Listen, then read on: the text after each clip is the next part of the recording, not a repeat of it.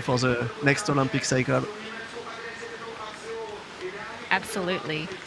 That time from Gabriel Da Costa is holding up really strongly with Ben Haylett only narrowly behind. We're seeing so many competitors coming down, not quite getting into that league at the moment. Hannes Aigner, our third German paddler.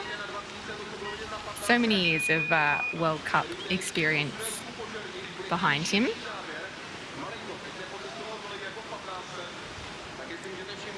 Unfortunately, that's 50 on gate 3.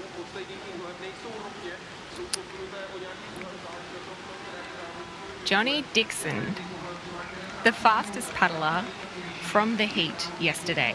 Can he do the same again? Yeah, Johnny Dixon is super fast, and it's very great to see him look very light on the